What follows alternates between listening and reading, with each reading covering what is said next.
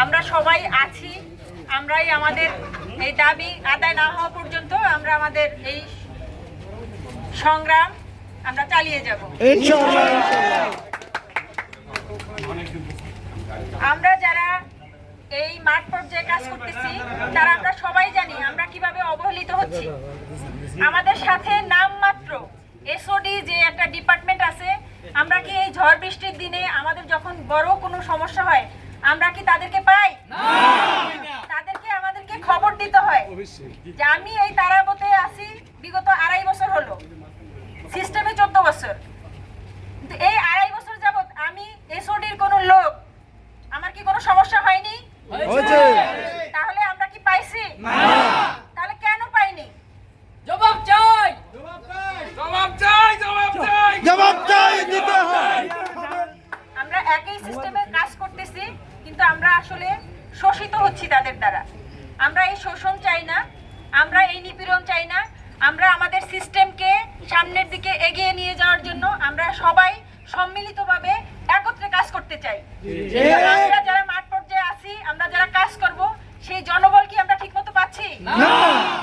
আজকে আমরা দেখতেছি কি কাকের মতো করে লোক মারা যাচ্ছে, প্রতিনিয়ত আমরা খবর পাচ্ছি।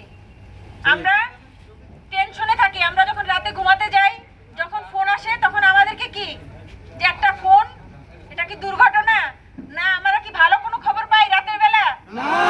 সেই ফোনটা কি আমরা পাই না আরিবির লোকজন পায়? তাহলে আমরা যে পাবো, আমাদের যে সেই লোক, আমরা যে কাজ করতেছি সেই কাজ করার জন্য আমাদের যে জনবল প্রয়োজন, সেই জনবলও আমরা সঠিকভাবে পাচ্ছি না। কিন্তু যখন কোনো দুর্ঘটনা ঘটে তার দায় দায়িত্ব কাদেরকে নিতে হয়? আমাদেরকে নিতে হয়। কেন আমরা দায় দায়িত্ব নিব? আমরা যদি যথাযথ লজিস্টিক সাপোর্ট না পাই, লোকবল না পাই, তাহলে সে দায় দায়িত্ব কি আমরা নিতে বাধ্য? না। আজকে আমাদের দেয়ালে পিঠ ঠেকে গেছে, এই কারণে আমরা আজকে সবাই মাঠে নেমে গিয়েছি। ফিট তাই না? ঠেকেছে দেয়ালে, কি আর হবে কপালে? ফিট ঠেকেছে দেয়ালে, কি আর হবে কপালে? অবশেষে বলবো, আমরা যারা এখানে ফিল্ড পর্যায়ে আছি, আমরা জানি যে আমাদের মূলত 2টা দাবি। আমরা সার্ভিস কোড 1 চাচ্ছি, আমরা যারা অনিয়মিত বা চুক্তিভিত্তিক আছি তারা আমরা নিয়মিত পর্যায়ে নিয়মিত করা হোক সেটা চাচ্ছি। এই না হবে ততক্ষণ পর্যন্ত আমরা আমাদের সংগ্রাম চালিয়ে যাব। যথাযোগ্য মর্যাদা আমরা ফেরত চাই। আমাদের কোনো, আমরা কি চাকরি করতেছি, কি অবস্থানে আছি, আমাদের চাকরি সরকারি বেসরকারি আমরা কি বলতে পারতেছি? আমরা আমাদের অস্তিত্ব টিকিয়ে রাখার জন্য, আমাদের অস্তিত্ব, আমাদের যে আসলে নিজস্বতা আছে সেটা আমরা চাচ্ছি। এটা আমাদের সকলের দাবি।